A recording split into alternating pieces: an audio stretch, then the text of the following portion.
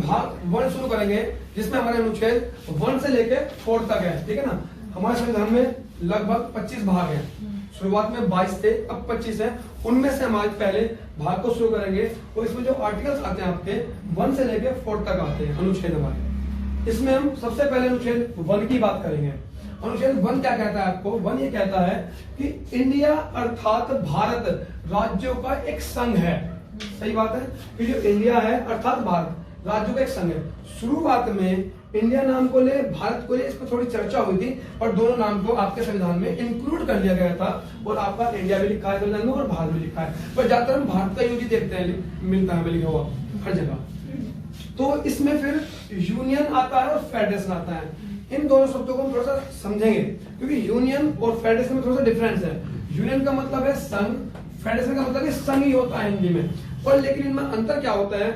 जो आपका यूनियन है, यूनियन का मतलब होता है कि विलय होना, कि आपके देश में कौन कौन से राज्यों का मिलना, विलय हुए।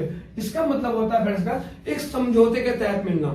जैसे आप जानते हो थोड़ा सा अमेरिका के बारे में, जो अमेरिका देश है आपका, ये एक समझौते का परिणाम है।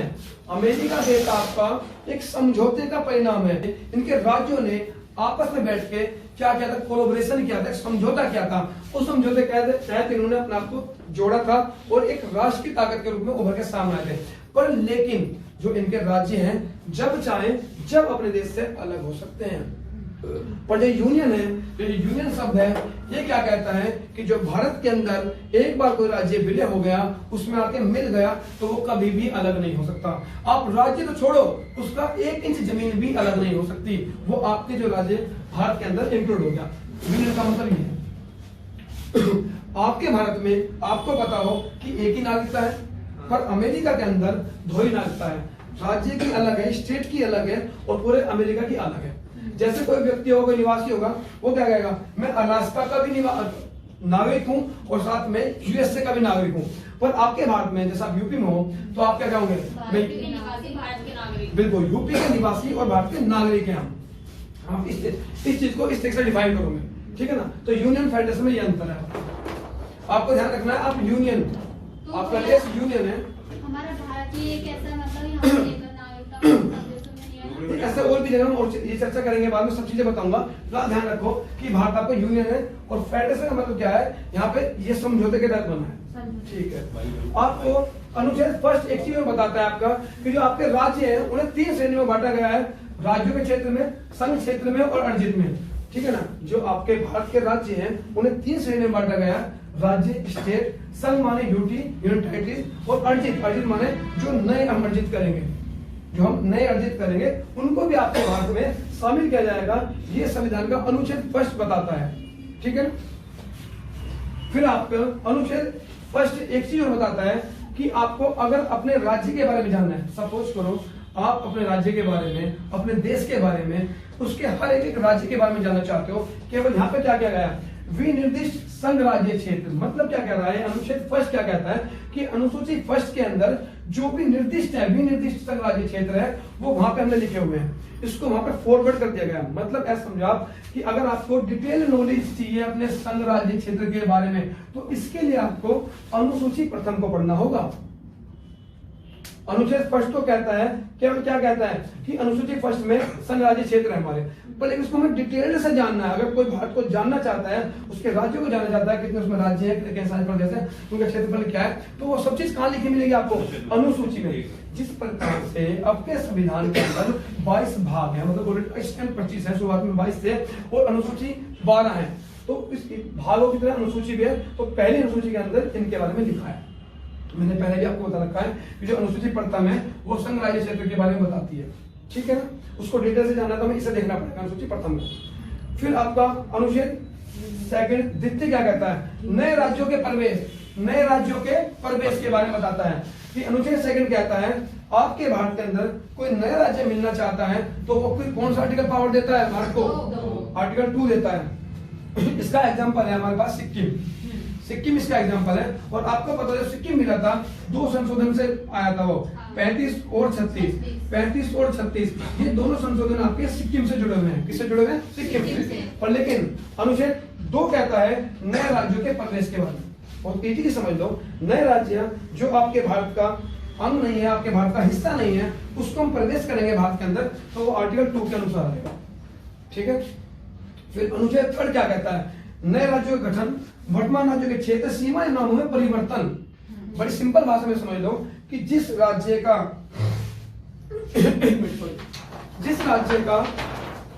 आपके भारत में ऑलरेडी अस्तित्व है, वो पहले से आपके भारत का अंग है, आपके भारत का हिस्सा है, तो उसमें हमें कोई चेंज करना है, उसमें से हमें कोई नया राज्य बनाना है, या उसमें कोई नया राज्य हमें कम करनी, उसकी सीमा बढ़ानी है। जैसे आप एग्जाम्पल से समझिए, आंध्र प्रदेश पहले आपका यहाँ तक था, इस आंध्र प्रदेश में से एक तेलंगाना बाहर निकाल दिया गया, तो एक नया राज्य बना। तो ये अनुच्छेद 3 के अनुसार बना। अनुच्छेद 2 के अनुसार आपका सिक्किम आया, जो भारत का अंग नहीं था, उसको बाद में भारत में लिया गया। जो नया राज्य भारत में प्रवेश कर रहा है 2 से आ रहा है, अनुच्छेद 2 से आ रहा है, और जो पहले से अस्तित्व में है उसमें से जो नया राज्य बन रहा है वो अनुच्छेद 3 के अनुसार आ रहा है। और भी इसके एग्जाम्पल है हमारे पास, मध्य प्रदेश छत्तीसगढ़ आया था, बिहार में आया था, ठीक है ना। आपका बिहार से झारखंड आया था, आपका उत्तर प्रदेश से उत्तराखंड आया था, ठीक है बेटे। तो ये सब आपके राज्य जो ऑलरेडी अस्तित्व में थे, इनमें से नए राज्य बनाए गए। ये कौन पावर देता है? अनुच्छेद 3 पावर देता है आपके। इसके बाद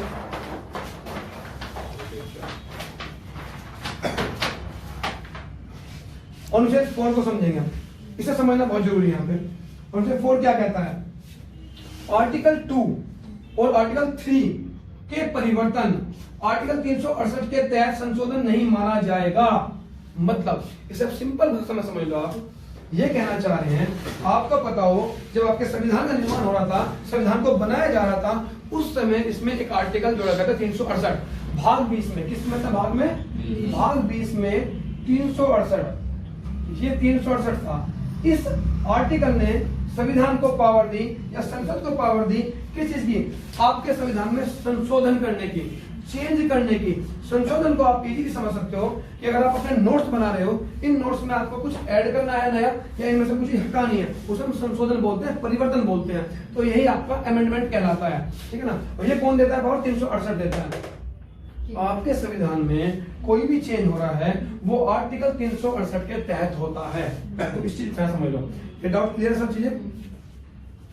पर लेकिन आपका अनुच्छेद 4 कह रहा है कि अगर आर्टिकल 3 में राज्यों का प्रवेश हो रहा है, आर्टिकल 3 में जो राज्य ऑलरेडी पहले से अस्तित्व में उसमें कुछ चेंज हो रहा है, तो ये दोनों चेंज हो रहे हैं, तो ये आपके 368 के तहत नहीं समझे जाएंगे। 368 के तहत नहीं समझे जाएंगे, ठीक है ना। ये दोनों जो चेंज आ रहे हैं इसमें नहीं समझे जाएंगे, बस ये इसमें बताना चाहेंगे। और एक चीज और समझना, 368 के तहत जो भी आपका संशोधन होता है, लोकसभा से पास होगा, राज्यसभा से पास होगा, राष्ट्रपति के साइन होंगे, जो राष्ट्रपति साइन होगा उसके बाद तो एक्ट बनता है या अधिनियम बनता है। तो इसमें आपको पता हो कि इसमें इस चीज की जरूरत नहीं पड़ती राष्ट्रपति से बाद में साइन करवाने की। क्यों? क्योंकि इसमें आपका पहले परमिशन ले लेते हैं राष्ट्रपति से। हम इसमें राष्ट्रपति की पूर्व अनुमति, मैंने लिखा है राष्ट्रपति की पूर्व अनुमति, क्योंकि जब भी आपका आर्टिकल 2 या 3 में चेंज हो रहा है तो राष्ट्रपति की पूर्व अनुमति से होगा। इसी प्रकार से आपका एक धन विधेयक आता है, जिसे मनी बिल बोलते हैं, उसमें राष्ट्रपति की पूर्व अनुमति चाहिए। एक आपका वित्त विधेयक होता है, वो 2 श्रेणी में होता है, फर्स्ट में सेकंड में, उन्हें मैं डिटेल से बताऊंगा उनमें से किसके लिए आपको पूर्व अनुमति चाहिए जब मैं आपको विधेयक कराऊंगा, जब सब चीजें समझाऊंगा। फिलहाल इतना समझो कि 2 और 3 में आपको राष्ट्रपति से पूर्व अनुमति लेनी पड़ती है। ये क्वेश्चन बन सकता है कि पहले लेनी पड़ती है बाद में बनते हैं, आता है उससे। तो राष्ट्रपति की पूर्व अनुमति लेनी पड़ती है, मैं लिखवा रहा हूं यहाँ पे, ठीक है ना। तो इसमें आपको राष्ट्रपति की पूर्व अनुमति लेनी पड़ती है। आर्टिकल 2 और 3 में कोई भी चेंज आता है, 2 और 3 का चेंज आपके 368 के तहत नहीं माना जाएगा, ठीक है। फिर आपका इसमें एक चीज आती है, अनुसूची 1 और अनुसूची 4। 1 और 4 में भी चेंज आता है। अब समझो कैसा आता है। अब जब मैंने आपको अनुसूची बताई थी, अनुसूची मैंने पढ़ाया था, आपकी पहली अनुसूची क्या कहती है? संघ राज्य क्षेत्र के बारे में बताती है कि जब आप कोई भी बुक खोलोगे, सबसे पहले जो पहला चैप्टर आएगा इंडेक्स होता है, उसमें क्या क्या है। जब आप अपने भारत देश के बारे में जानना चाहोगे तो सबसे पहले अनुसूची क्या कहती है? संघ और राज्य क्षेत्र, मतलब कितने वर्तमान में आपके यहाँ राज्य है, 28 है, और 8 अब के प्रदेश है। इन सब के बारे में हमारी अनुसूची प्रथम में लिखा है। और अब मुझे एक बात बताओ, जब आप अनुच्छेद 2 के अनुसार किसी बाहर के राज्य को अपने राज्य में प्रवेश कर रहे हो तो आपके राज्य में वो राज्य बढ़ेगा ना, हाँ। उसकी गिनती बढ़ेगी, संख्या बढ़ेगी। और वो संख्या बढ़ेगी तो उसे हम अनुसूची फर्स्ट में इंक्लूड करना पड़ेगा। तो चेंज आया नहीं आया? अगर हम अनुच्छेद 3 के अनुसार कोई नया राज्य गठन कर रहे हैं, कोई नया राज्य बना रहे हैं, जैसे हमने आंध्र प्रदेश तेलंगाना बनाया, पहले 28 थे फिर 29 हुए, उसमें जाके तो चेंज आया तो हमें कहाँ मेंशन करना पड़ेगा? अनुसूची फर्स्ट में मेंशन करना पड़ेगा। इसी प्रकार से आपकी अनुसूची फोर्थ में भी चेंज आता है। इसकी वजह से क्यों आता है? जब मैंने बताया था अगर हम 4-5 लोग बैठे हैं, एक सभा बनती है, मेनली 4 लोगों से हमने याद करा के बताया था कि सभा बनेगी, कुछ मेंबर बैठे, सभा बनी। और जब सभा से मैंने याद करा था अनुसूची 4 कहता है कि क्या है इसमें राज्यसभा की सीटों का आवंटन। समझते हो? राज्यसभा की सीटों का आवंटन। जो राज्यसभा की सीटों का आवंटन का मतलब क्या होगा कि किस राज्य से राज्यसभा के अंदर मेंबर कितने आएंगे, एमपीज कितने आएंगे। जब मुझे आप बताओ कोई नया राज्य बनेगा तो उस नए राज्य के भी तो एमपी जाएंगे फिर, और जब वो एमपी जाएंगे तो राज्यसभा में जाएंगे वो, और जब वो राज्यसभा में जाएंगे तो हम अनुसूची 4 में भी तो मेंशन करेंगे उसको। तो इसलिए आपकी अनुसूची 4 और 1 में भी चेंज आता है इन आर्टिकल्स की वजह से। तो ये भी आपका वही मान लो कि 368 के तहत नहीं, वो कौन से आर्टिकल के तहत आ रहे हैं? 4 के तहत आ रहे हैं। ठीक है ना? एक इसका तो जैसे क्विक रिवीजन करते हैं हम। आपने देखा आर्टिकल फर्स्ट, इंडिया अर्थात भारत राज्यों का एक संघ है। यूनियन मैंने समझाया हम विलय का परिणाम है, हम किसी समझौते का परिणाम नहीं है। आपका भारत विलय का परिणाम है। भारत 3 श्रेणियों में बांट दिया। राज्य कहते हैं संघ से, राज्य आपके स्टेट होते हैं, यूनियन टेरिटरी होती है आपकी, और जो अर्जित हम नया कोई अर्जित कर रहे हैं, ये तीनों आपकी 3 श्रेणियों में आपके आ गए। फिर संघ राज्य क्षेत्र आ गया आपके अनुसूची प्रथम में, या आर्टिकल फर्स्ट कहता है आपका। आर्टिकल सेकंड कहता है नए राज्यों के प्रवेश, कोई बाहर से आपका नया राज्य प्रवेश कर रहा है। 3 कहता है जो पहले से अस्तित्व में उसमें कोई चेंज करना, बस। 4 कहता है 2 और 3 में जो चेंज आ रहा है वो 368 के तहत नहीं समझा जाएगा। इसी में चेंज हमारे इनकी वजह से हमारे अनुसूची फर्स्ट और 4 में भी आ गया। ठीक है बेटे, थैंक यू।